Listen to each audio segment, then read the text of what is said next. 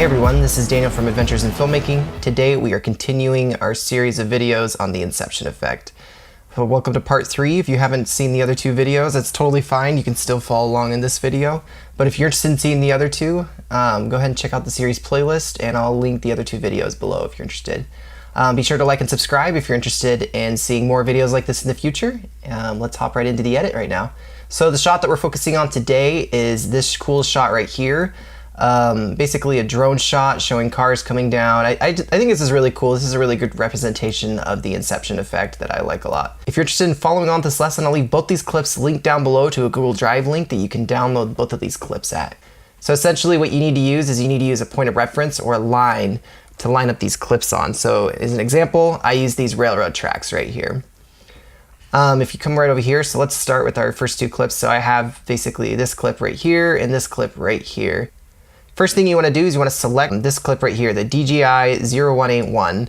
And I'm going to go up here, but I want you to go over to this information button right here. Go over to name, and we're going to name this bottom clip. And then come over here to this one, and we're going to rename this one DJI. Same thing, make sure that this is selected right here. And then go over to name, and I want you to name this top clip. So next thing you're going to do is you want to take your top clip, just drag and drop this right on top of your bottom clip. So once that's on top, I'm just going to shorten this. So next thing you're going to do is you're going to want to come over here, click the film strip button, and then you're going to come all the way down here, and where it says stabilization, you're going to select stabilization on the top clip. And then do the same thing to the bottom clip, hit stabilization, let it render. If you are shooting this isn't gonna be exact for every type of clip that you do. So if you shoot a video, your own drone video, it's not gonna be the same exact thing as this one as far as the settings go, but it will be pretty darn close. So if that gives you a rough area, you're just gonna have to basically kind of eyeball it and give yourself some fine adjustments with that. Go up to transform, go over to position, come over here to X, click on position. Make sure that this is selected at 39.6. Once that's selected, go over to your Y and put 440.1, then going down to your scale X and hit 77.25. I'm gonna move down right here to the distort section. Under bottom left, you're gonna go over to the X, you're gonna click here and hit negative 105.7. And then you're gonna jump over to the Y and you're gonna hit 32.3. And then you're gonna go down to the top right section, over to the X, and once you're at the X, you're going to want to hit 983.1. And then we're going to come over to the Y right on the top right and hit 425.1. Then you're going to go to the distort top left under the X, and you're going to hit negative 947.7. And then you're going to go to the Y and hit 360.6. You're going to have to come over here to the bottom left corner. You're gonna have to hit the transform key to make sure your top clip is selected when you do this. And then just drag this till where you want it to blend in at. So for example, since I did the train tracks here on purpose when I shot this shot, I'm gonna bring it down and basically line it up. Go over to the effects browser. You're gonna go to type in draw mask. Once you have draw mask selected, drag this bad boy right on top of the top clip. Want to duplicate your top clip. We're gonna hit Command C on it and then Command V and put that top clip on top of this. Select this clip, come to the top right corner to the information section. You're gonna go to the name. We're gonna change this to right clip. Once that's done, click this to go back to the film strip. So now we can tell the difference between our clips. Click on right clip, hit the transform key, drag this bad boy right over. Essentially what I did is I came down to the transform spot right here, go over to position. Once you have position selected, hit 1589.8. And for your Y on position under transform, you are going to put 511 and then hit enter. We're gonna come down to the distort. Okay, so in the distort section, we're gonna type in negative 136.4, hit enter in the X, and then switch over to the Y, to 17.7, hit enter. Under bottom right, you're gonna type in negative 443.8, hit enter. And under the Y, you are going to put negative 143.7. 629.0. Hit enter. Under the top right, you are going to type in 629.1. Hit enter. And under the Y, you're going to type in -130.2. Hit enter. Under the top left, you're going to type in 464.1. And under Y, you're going to type in -79.6. And then hit enter. And as you can tell, and get rid of the transform key, you can tell it's pretty much lined up pretty good. So it's not perfect, but we're gonna do some things that will really patch this up and make it look good. If you saw some of my previous videos, you'll see what we're gonna probably do later. Okay, so next thing you're gonna do is you're gonna come down here, come back to your top clip, click on the top clip. And this is the one that's right below your right clip. Keep that in mind, don't get these mixed up. And once this is selected, you're gonna hit Command C and Command V. And then once your top clip is selected, let's go back to the top right corner, go to info, let's change the name of this, we can the left clip. Okay, so once your left clip has been renamed and it's selected, you're gonna come over here to transform and go over to position, go to X, so type in -1921.5, hit enter, and then go over to the Y, and then hit -16, hit enter, and then go down to the rotation right here. And then once rotation is selected, you're gonna wanna type in 3.5. Okay, once you're in the distort, you're gonna come over here to bottom left and click on the X. And then once you're in the X, you're gonna type in 871.6. And then you're gonna hit 742.2, hit enter. And then you're gonna go down to the bottom right, in distort, and you're gonna type in 798.3. And then you're gonna go over to the Y and you're gonna type in 678.8. And then you're gonna type in on the top right, 192.8. For the Y, you're gonna type in 1294.7. Hit enter. You're gonna go to the top left and under distort, and you're gonna type in -1421.9. You're gonna go over to the Y and you're gonna type in 1268.6, and then you're gonna hit enter. Really, this is just patching. So if you actually shoot a pretty good shot, you won't even have to do this stuff on the side. But if you end up messing up, just take these clips, just take this clip and duplicate it, and then just do your best to be able to patch this up right on the sides here. So far, it's actually not looking too bad. There's still some fixing that we can do to make this look good. So next thing we're gonna do is, since your draw mask has already been added to this, if you look up right here under your effects panel, and then under the film strip right here, click on your top clip, click on draw mask. So if you notice with this clip here that the edges are actually a little rough on the bottom. So our goal with this draw mask is essentially to blend in this top clip that we have with the bottom clip. Okay, so let's blend this piece in right now. So let's come over here to the left side and let's start our first control point with the Bezier. And then let's go over to the right side and we're gonna place another control point there. Our goal is we're gonna cut off the bottom by making a little rectangle down there. And I'm probably not going to do all this now, but you can form the little rectangle around the buildings. But right now, let's just finish off this rectangle. So once you complete the rectangle, you're going to see that it disappears. You're going to want to fix it a little bit on the top, adjust it. You don't need to have it too high up. We're just having like a little small cutoff on the bottom. So let's go to the top right corner and go to the draw mask and then make our way down to the feather tool. With the feather tool, this will help us be able to blend the top clip into our bottom clip. So another thing you need to be aware of as you're using the draw mask is things like this sign right here. So I'm going to place some control points around this.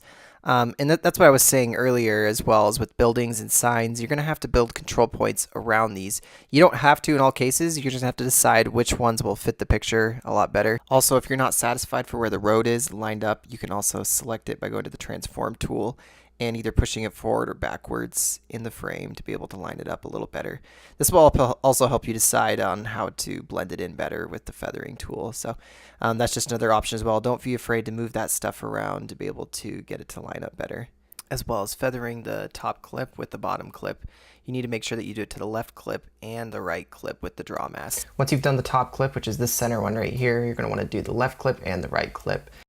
Okay, you're going to want to go up to your draw mask for the right clip. And now we're going to create another little square thing. So start with your Beziers, going around in a circle. If you need to zoom out, you can, like I do. So go up to 20. I'm going to go up to 25% to do this. But we're going to make a nice little square here, make it fit. And then we're going to go over here. We're going to feather that. If you notice on the bottom how much the feather is working, it helps blend in a lot better. You're just going to have to play around with it like I'm doing and see what works best for that. I'm going to do like -3 for mine. And once that one's done over there, you're going to do the same thing to the left clip. Go up to this Bezier up here. Okay, so you're going to do the same thing to the left clip just like you did to the right clip. And so I'm going to speed this up since you guys already seen me do this. Okay, so once it's all rendered out, you're going to want to select all of your clips right here. Right clip, hit new compound clip, and then I'm just going to call this compound clip Inception. And I'm going to hit OK. Okay, so once you've created your compound clip and you're good to go with that. Okay, so once your compound clip is put together, you want to go over to your titles and generators section. So click on titles and generators, go over to backgrounds, and then go over to clouds. Once you have clouds, I'm going to bring this down into the timeline. I'm going to blade this because I don't need this long. Let's get rid of that stuff. All right, so now that this is covering your entire clip, you want to make sure this is on top of your compound clip.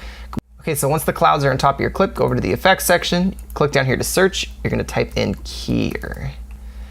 Select keyer, bring it on top of your clouds. Once it's on top of your clouds, then you're going to grab this clip. And at this point, this is a lot of, you can decide where you want to put these clouds and how many you want to do. Keep in mind that as you drag this out, you'll see the edge of the clip right there. We'll fix that in just a second, but to basically make this a little better, what I do to this to make this look good is I stretch this out a little bit, and then I flip this around. And the reason I flip it around is to give it the effect of helping the viewer think that it's actually on this world right here and not this world. You can play around with the settings to figure out what you want for your clouds. I personally like to pump up the haze a little bit because that gives the whole screen, it helps blend everything in pretty good. The random pattern, keep this in mind, this is gonna be different for everybody. But usually I try to select this because looking at my screen, I try to decide which parts really need to be covered up a little bit so it looks like it blends in. And then you should be good. So over here, I kind of liked how I did this before. But literally, you can change this to whatever you want it to look like. Okay, so I think I found the type of clouds that I want to use. Keep in mind, this is going to be different for everybody. As soon as you're done putting those clouds on, we need to grab the original source clips that we used at the beginning of the lesson. So go up to the top here and search for 184 and then bring that down. And then we're going to go up to the top again, click 181, bring that down. So next thing you're going to do is grab the 2 clips that you had at the beginning of the video, the 2 raw clips. And I forgot to do this earlier, but if you want to be able to, this is just something that you can add on to your video that makes it really cool. So this doesn't have, you don't have to do this, but I like doing this. So go over here to your effects panel, go over to draw mask, draw mask, drag draw mask onto that clip, and I'm going to grab this. And at this point, what we're going to do is you got to look for basically a vehicle that you want to use. So for example, let's see, I think I used but you can essentially use anything. I'm going to use this van right here, and you're going to basically take a draw mask, and you might need to zoom in 200%.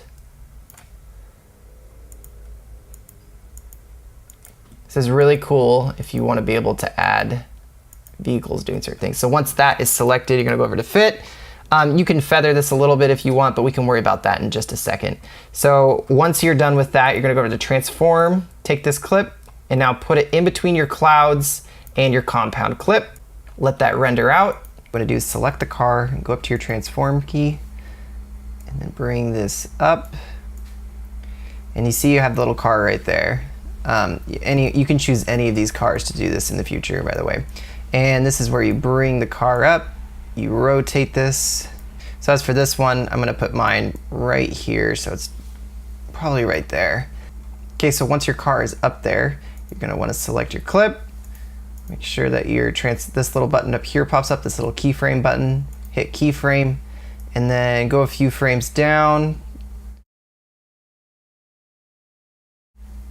I'm probably gonna put mine right there. And then what you'll do is you'll grab the clip and drag the car down to about, I don't know, I'll probably put mine right there. You can put yours wherever you want. Once you have the car there, now let's watch the keyframe of it going through. So if you see, it's just like all the other cars. It looks like a car driving straight down. Looks pretty cool. I like that effect a lot. I did the same thing, if you notice over here, on this clip right here. I did it to this car, and this red car. So let's just watch that go through. You can see all three cars coming down. So you can do it for any number of vehicles. So something to keep in mind when you're wanting to use other vehicles anywhere else on the clip, it will only work on the source clip or the clip that it originally came from, just because it's not going to line up too well. All right, so now let's finish tidying up this clip real quick. So next thing you're going to do is you're going to select these clips. I'm going to turn this into a compound clip just to save this. So final Inception clip. So once this has been turned into a compound clip, you're going to want to go up here to the transform key. Once you've selected that, you're going to go to the beginning of your clip and then press one forward one frame. Make sure this is selected. Then you're going to keyframe this. You're going to bring this to there. I'm probably going to shorten it to about right there. And let's get rid of this clip because I was planning on using it, but I'm not anymore. Okay, now select your compound clip, go over to the transform key, select that, go up to keyframe, make sure your playhead is at the beginning, and now let's move it all the way down to the end. Once your playhead is at the end of the compound clip, make sure that your transform key is still selected, and then go up to your clip and just turn this ever so slightly to the left. Once you got it to the left, you want to grab the corner and then expand it and make it a little bit bigger. If it doesn't fill the whole screen, that's okay. We'll fix that later. Let's play back our video to see if we're satisfied with it. That's looking pretty good. You can always adjust this if you need to get the keyframes going, but I like the look of this one so far. So once that's complete, you're going to want to go up to your titles and generators. Okay, now drop the adjustment layer down onto the timeline right on top of your compound clip. Stretch that all the way out. If you do not have an adjustment layer, I will leave a link below to Ryan Nagle's channel where you can get a free adjustment layer at. Next thing you're going to do is go over to your effects panel, and then I'm going to grab Color Finale from over here. Let me delete that real quick. Grab Color Finale, drag and drop that on top of your adjustment layer. Color Finale is a powerful color grading program. I'll leave a link below as to where you can purchase that from. Open up the side over here, go to the film strip here, go to Open Controls, and I am going to put a all I'm doing right now is I'm color grading this. Okay, so then I'll apply the M31 LUT.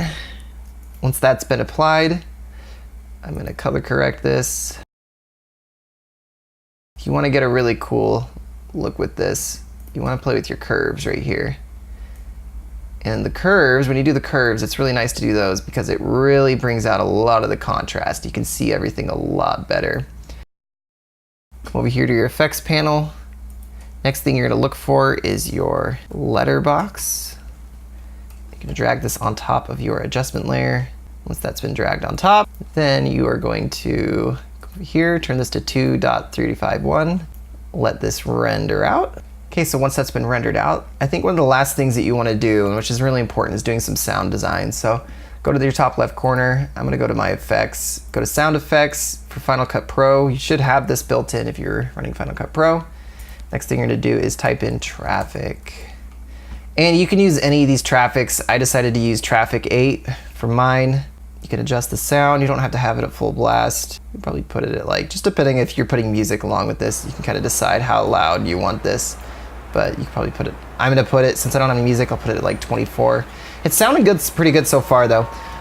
This is essentially what the Inception effect looks like. I hope you guys enjoyed this folding city effect or Inception effect. Check out the rest of the series of videos if you haven't yet. I have more videos coming in this series. This has been Daniel from Adventures in Filmmaking, and I'll see you guys next time for our next adventure.